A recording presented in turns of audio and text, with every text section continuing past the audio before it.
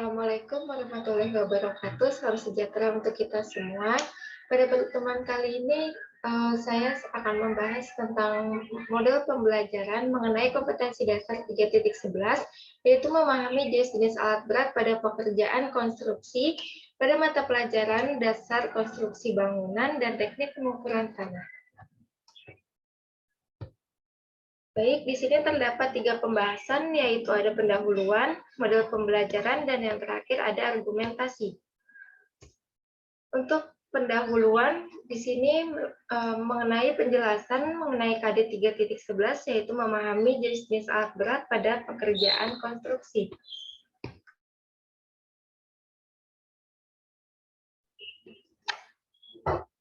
Pembangunan di bidang konstruksi saat ini mengalami kemajuan yang sangat pesat. Hal ini tidak lepas dari tuntutan dan kebutuhan masyarakat terhadap infrastruktur yang semakin maju. Untuk menunjang pembangunan di bidang konstruksi, dibutuhkan bermacam-macam alat berat. Dalam bidang konstruksi, alat berat adalah alat yang digunakan untuk memudahkan manusia mengerjakan pekerjaan konstruksi, sehingga hasil yang diharapkan dapat tercapai lebih mudah dan dalam waktu yang relatif lebih singkat. Namun, penggunaan alat berat yang kurang tepat dan sesuai dengan kondisi dan situasi di lapangan akan mengakibatkan rendahnya produksi atau kerugian akibat perbaikan yang tidak semestinya. Oleh sebab itu, sebelum menentukan tipe dan jumlah peralatan yang hendak digunakan, perlu memahami jenis alat berat dan fungsinya untuk proyek konstruksi. Tujuan penggunaan alat-alat berat tersebut untuk memudahkan manusia dalam mengerjakan pekerjaannya, sehingga hasil yang diharapkan dapat tercapai dengan lebih mudah pada waktu yang relatif lebih singkat. Sebelum menentukan tipe dan jumlah peralatan yang hendak digunakan, perlu memahami jenis alat berat dan fungsinya untuk proyek konstruksi. Oleh sebab itu, siswa SMK yang berada pada bidang teknik bangunan perlu adanya pembelajaran mengenai alat berat yang digunakan pada konstruksi. Untuk pembahasan selanjutnya ada model pembelajaran yang akan digunakan untuk pembelajaran dalam kompetensi dasar memahami jenis-jenis alat berat pada pekerjaan konstruksi. Di sini saya menggunakan model pembelajaran Contextual Teaching and Learning atau CTL dan Student Centered Learning atau SCL. Pada Conceptual Teaching and Learning, atau yang biasa dikenal dengan CTL, adalah konsep belajar yang membantu guru mengkaitkan antara materi yang diajarkan dengan situasi dunia nyata siswa, dan mendorong siswa membuat hubungan antara pengetahuan yang dimilikinya dengan penerapan dalam kehidupan sehari-hari. Berikut merupakan pola konseptual teaching and learning. Yang pertama, ada siswa secara aktif terlibat dalam proses pembelajaran. Yang kedua, keterampilan dikembangkan atas dasar pemahaman. Pembelajaran terjadi di berbagai tempat, konteks, dan setting. Keempat, pembelajaran dikaitkan dengan kehidupan nyata. 5, siswa belajar dari teman melalui kerja kelompok dan diskusi. Dan yang terakhir, hasil belajar diukur dengan proses bekerja, hasil karya, dan lainnya. Untuk selanjutnya ada sintaks dari model pembelajaran Contextual Teaching and Learning atau CTL. Yang pertama, model pengutaraan kompetensi dan tujuan, bimbingan, serta motivasi.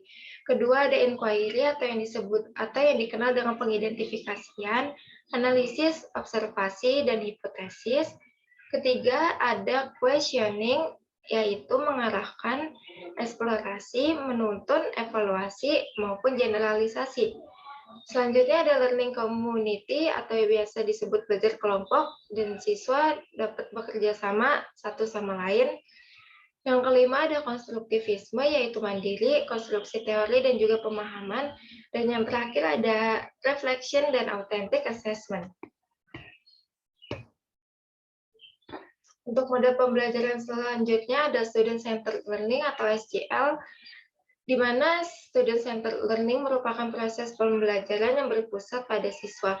Dalam pendekatan ini, para siswa menjadi pelaku aktif dalam kegiatan belajar mengajar.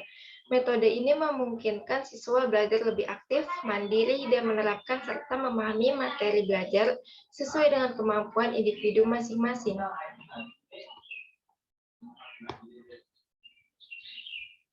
Dalam pembelajaran student-centered learning ini, di mana guru akan menjadi fasilitator dan juga motivator kepada siswa.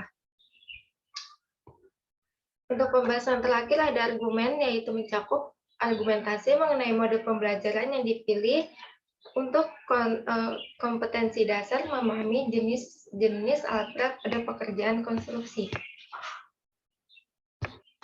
Argumentasi yang memperkuat dalam pemilihan model pembelajaran yang pertama ada learning and innovation skills, dan yang kedua ada pakem. Pada argumentasi learning and innovation skill, di sini terdapat dikenal dengan 4C. Yang pertama ada critical thinking and problem solving, yaitu semua hal tentang keterampilan memecahkan masalah.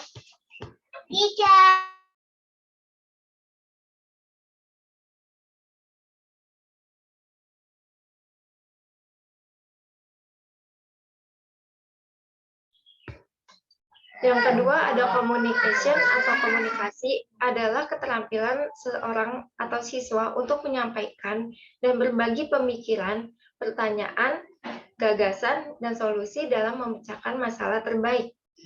Yang ketiga ada collaboration, di mana collaboration ini berarti dengan kolaborasi, yaitu keterampilan bagaimana seseorang dapat bekerja sama, saling bersinergi satu sama lain, dapat beradaptasi dalam berbagai peran dengan orang lain untuk mencapai tujuan yang bersama. Dan yang terakhir ada creative and innovation, di mana kreativitas ini adalah hal tentang keterampilan berpikir outside the box, yaitu mencoba pendekatan baru untuk menyelesaikan sesuatu, inovasi, serta penemuan. Selanjutnya ada pakem atau biasa dikenal dengan pembelajaran aktif, kreatif, efektif, dan juga menyenangkan. Pakem ini merupakan pembelajaran yang melibatkan keaktifan seluruh siswa, sehingga siswa dapat menjadi lebih kreatif dan proses belajar mengajar dapat berlangsung secara efektif dan menyenangkan, yang memberi kesempatan kepada siswa untuk aktif dan kreatif selama proses belajar mengajar dan saling bekerja sama dengan teman. Dalam model pembelajaran aktif, kreatif, efektif, menyenangkan atau yang biasa disebut dengan pakem ini, guru dituntut untuk dapat melakukan kegiatan pembelajaran yang dapat melibatkan siswa melalui pembelajaran aktif, kreatif, efektif, dan juga menyenangkan, yang pada akhirnya membuat siswa dapat menciptakan, membuat karya, gagasan, pendapat, ide, atas hasil penemuannya dan usahanya sendiri, bukan dari gurunya. Sekian presentasi yang dapat saya sampaikan. Kurang lebihnya mohon maaf. Wassalamualaikum warahmatullahi wabarakatuh.